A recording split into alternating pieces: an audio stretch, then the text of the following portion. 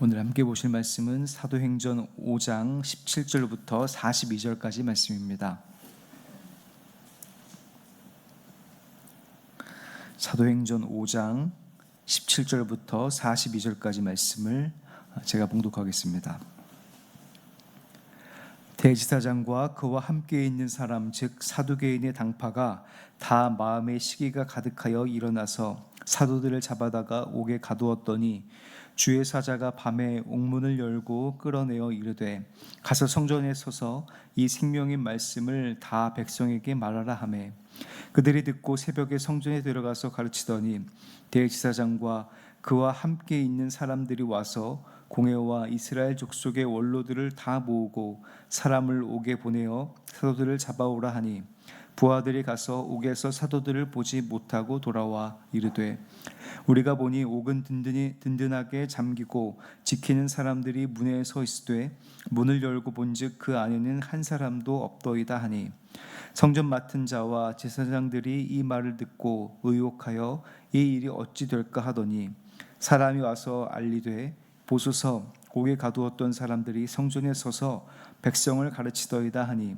성전 맡은 자가 부하들과 같이 가서 그들을 잡아왔으나 강제로 못함은 백성들이 돌로 칠까 두려워함이더라. 그들을 끌어다가 공회 앞에 세우니 대제사장이 물어 이르되 우리가 이 이름으로 사람을 가르치지 말라고 엄금하였으되 너희가 너희 가르침을 예루살렘에 가득하게 하니 이 사람의 피를 우리에게로 돌리고자 함이로다. 베드로와 사도들이 대답하여 이르되 사람보다 하나님께 순종하는 것이 마땅하니라. 너희가 나무에 달아 죽인 예수를 우리 조상의 하나님이 살리시고 이스라엘에게 회개함과 죄사함을 주시려고 그를 오른손으로 높이사 임금과 구주로 삼으셨느니라. 우리는 이 일의 증인이요 하나님이 자기에게 순종하는 사람들에게 주신 성령도 그러하니라 하더라.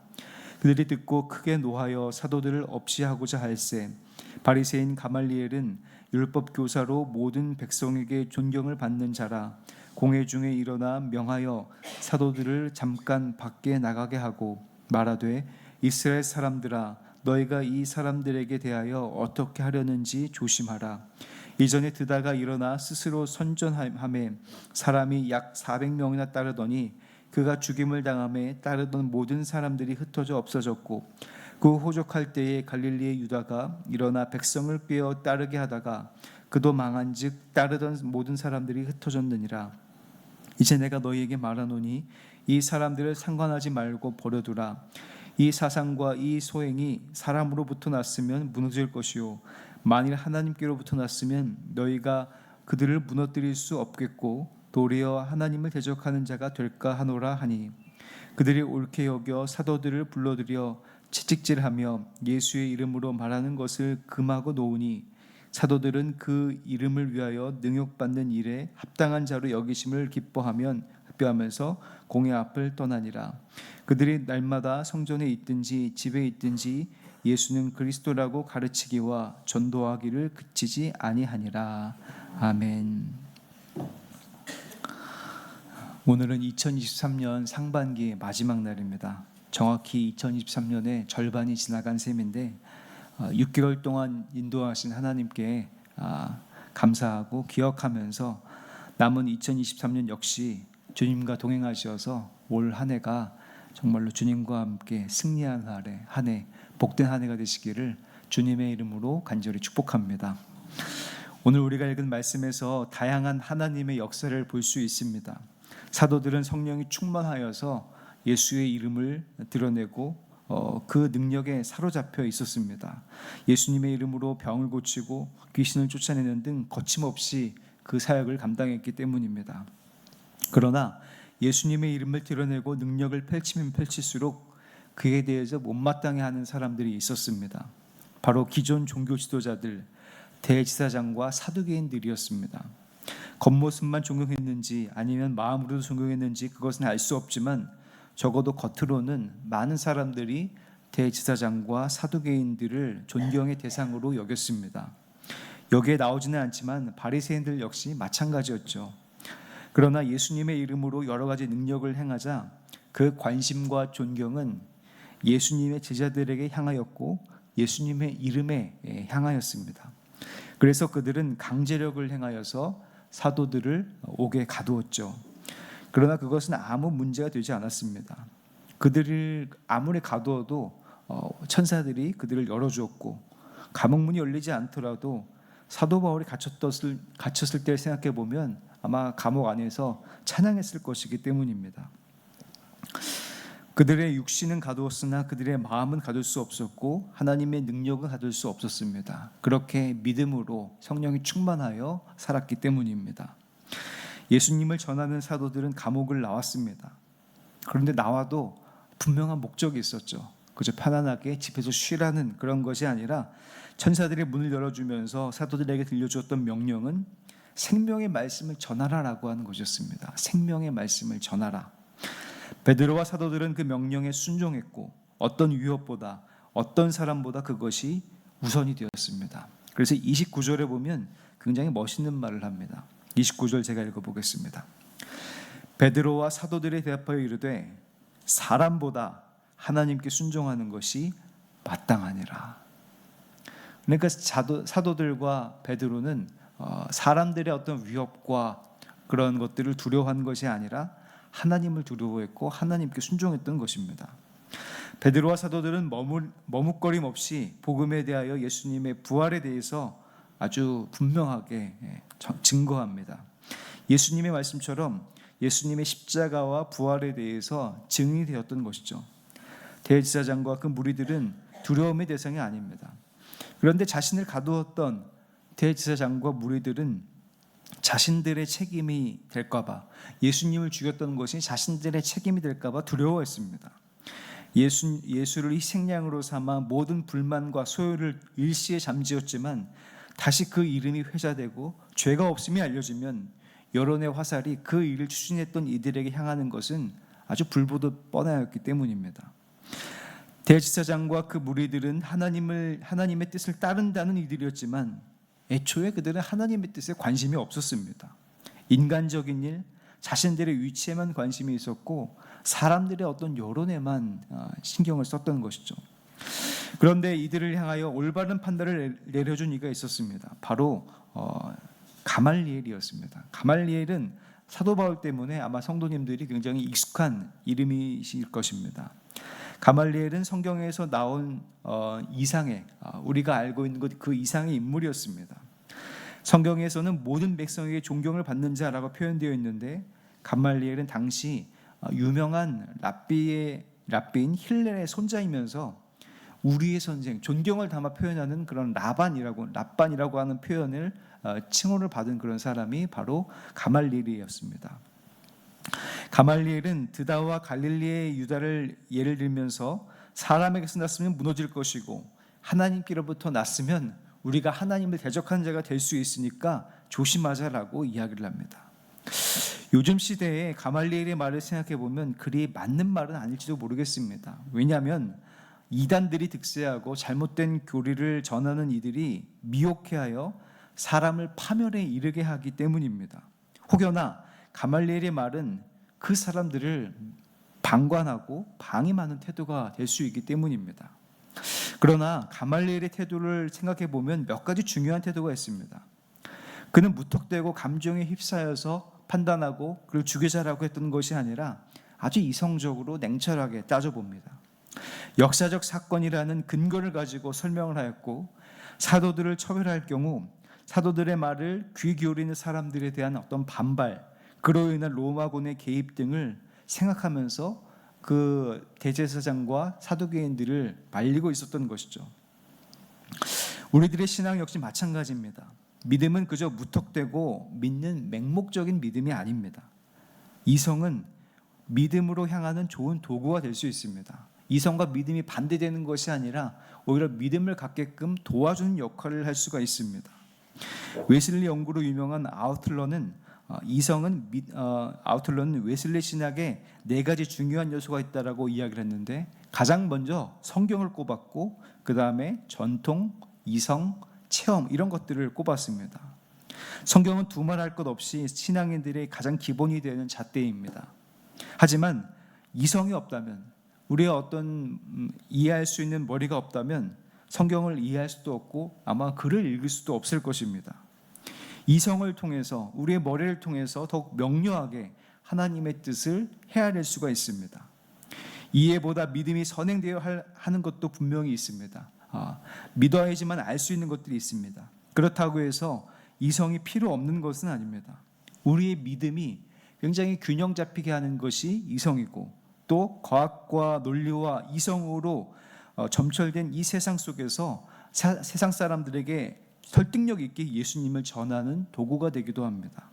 그래서 성도님들의 똑똑한 머리가 하나님을 찾아가고 하나님을 이해할 수 있는 달란트가 되기를 주님의 이름으로 간절히 바랍니다. 두 번째로 가말리엘은 하나님을 경외하고 있습니다. 예수님 당시 종기 지도자들, 그리고 오늘 읽은 성경에 등장하는 대제사장과 사두개인들이 하나님을 경외했다면, 하나님을 두려워했다면 적어도 사도들이 전하는 하나님의 이야기, 하나님께서 예수님을 살리신 그 이야기에 대해서 한 번쯤은 고민해 보는 그런 모습이 보였어야 했습니다.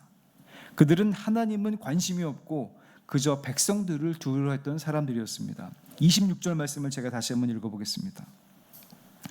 성전 맡은 자가 부하들과 같이 가서 그들을 잡아왔으나 강제로 못함은 백성들이 돌로 칠까 두려워함이더라. 그러니까 하나님을 두려워했던 것이 아니라 백성들이 돌로 칠까 봐 두려워했던 것이죠. 예수님이 공생애를 사실 때 바리새인 중 니고데모는 밤중에 예수님을 찾아갔습니다. 그래서 어떻게 하면 구원을 얻을 수 있겠냐라고 물어보시죠. 바리새인 중에서도 하나님을 두려워하여 예수님께 하나님의 말씀을 듣고자 했던 사람들이 있었습니다. 그러나 대다수의 바리새인들과 서기관들, 대제사장은 하나님을 두려워하지 않고 백성들을 두려워했던 것입니다. 누가복음 22장 2절에는 이렇게 나와 있습니다. 대제사장들과 서기관들이 예수를 무슨 방도로 죽일까 궁리하니 이는 그들이 백성을 두려워함이더라. 백성을 두려워한다라고 하는 이야기들이 반복되고 있습니다. 하나님을 대적하는 자가 될 것을 두려워했던, 하나님을 두려워했던 가말리엘과는 전혀 다른 그런 태도죠. 오히려 하나님을 두려워했던, 하나님을 대적한 자가 될 것으로 두려워했던 가말리엘로 인해서 복음의 길이 열렸습니다. 채찍질을 맞고 능욕을 받았지만 오히려 제자들과 또 사도들은 기뻐했고 예수는 그리스도라고 가르치고 전도하는 일을 쉬지 않았던 것입니다. 성도님들께서는 두려워하는 것이 있습니까? 무엇을 두려워하고 계십니까? 건강을 잃으실까 봐 두려워하십니까? 아니면 내 가족이 잘못될까 봐? 아니면 내 재산이 조금 잃을까 봐? 아니면 다른 것들을 두려워하고 계십니까? 우리 모두에게는 아주 근원적으로 두려움이 있습니다. 죽음이 우리 모든 사람들이 가진 아주 근원에 깔려있는 두려움의 원인입니다. 죽음에 대한 두려움이 있기 때문에 건강 혹은 돈, 그리고 함께해 줄 가족, 이런 것들이 필요하다라고 생각할지 모르겠습니다. 그러나 정말로 우리가 두려워할 것은 죽음이 아니라 하나님입니다. 가장 두려움의 대상인 죽음을 예수님께서 이기셨습니다. 바로의 권세를 두려워하지 않고 하나님을 두려워했던 산파들로 인해서 이스라엘 민족이 강성해진 것처럼 그 어떤 것보다 하나님을 두려워하는 성도님들이 되시기를 주님의 이름으로 간절히 바랍니다. 우리가 두려워하는 그 모든 것들은 예수님께서 십자가의 보혈로 다 이기셨습니다. 부활하심으로 다 이기셨습니다. 하나님을 경외하는 성도님들을 통하여서 주님의 일이 드러나고 주님의 일이 형통하게 되기를, 그래서 하나님께 쓰임받는 모든 성도님들이 되시기를 주님의 이름으로 간절히 축복합니다. 기도하겠습니다. 은혜로우신 아버지 하나님, 우리가 하나님을 믿는다고 하면서 마음속 깊은 곳에 어떤 것을 두려워하고 있는지 다시 한번 생각해 봅니다. 우리가 하나님만 두려워하는 사람이 되게 도와주시옵고, 예수님 명령을 어길까, 예수님의 뜻대로 사는 것이 이것이 맞는지 그런지를 두려워하는 그런 주님의 사람들이 될 수 있도록 인도하여 주시옵소서. 그래서 세상 사람들의 가치와 세상 사람들의 우선순위와는 다른 모든 것들을 하나님께 우선해 두고 예수님의 말씀에 우선해 두어서 예수님의 사람들이 되고 하나님께서 기뻐하는 사람들이 될 수 있도록 우리 성도들을 인도하시고 붙잡아 주시옵소서. 주님, 우리 사랑하는 수표교회를 붙잡아 주심에 감사드립니다. 주님께서 이 교회를 지금까지 세워주시고 또 2023년 절반 정도를 하나님께서 잘 인도해 주셨는데 마지막 이제 남은 절반도 하나님께서 함께해 주실 것이라 믿습니다. 이 교회가 구원의 방주가 될 수 있도록 인도하여 주시옵고 하나님의 나라와 영광이 드러나는 교회가 될 수 있도록 인도하여 주시옵소서. 세우신 담임 목사님 성령의 충만한 능력을 더하여 주시옵고 말씀을 기억하실 때마다 하나님의 나라와 영광이 드러나며 많은 이들이 주님께 돌아올 수 있도록 주님 인도하여 주시옵소서. 부목사님들, 전도사님들에게도 동일한 은혜를 더하여 주시옵고 주님께서 세우신 사랑하는 장로님들, 권사님들, 집사님들 기억하여 주셔서 그 직분을 예수님을 닮아가는 직분으로 삼고 또 하나님을 전하는 직분으로 삼아 그 직분으로 기뻐하고 감사할 수 있도록 주님 인도하여 주시옵소서. 아직 기쁨 받지 못한 이들에게도 그런 믿음과 열정을 더하여 주셔서 직분을 받고 주의 제자가 될 수 있도록 주님 인도하여 주시옵소서. 하나님, 우리 교회 안에 아파하고 또 괴로워하고 남모를 고통 때문에 고통하는 이들이 있습니까?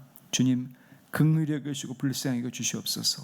그들의 육신과 마음을 만져주시옵고 주님께서 치유하시고 회복시켜 주셔서 하나님으로 말미암아 구원의 기쁨을 누릴 수 있도록 인도하여 주시옵고 정말로 구원을 맛보며 주님과 함께 동행하는 삶이 될 수 있도록, 그래서 그 고통과 고난을 능히 이겨낼 수 있도록 주님 함께하여 주시옵소서.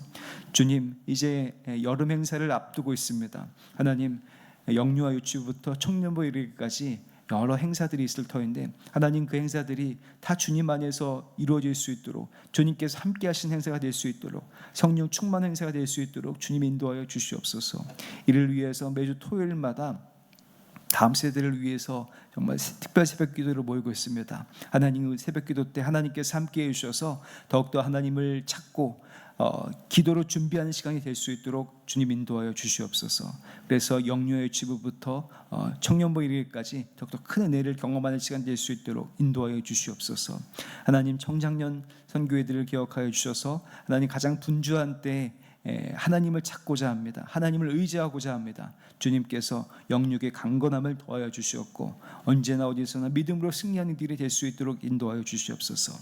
우리 교회 연로하신 분들 주님께서 함께해 주시옵소서. 하나님, 지금까지 믿음 지켜오고 신앙을 지켜오셨는데 앞으로도 끝까지 함께해 주셔서 믿음으로 승리하고 많은 교인들에게 존경받는 삶이 될 수 있도록 주님 붙잡아 주시고 함께하여 주시옵소서.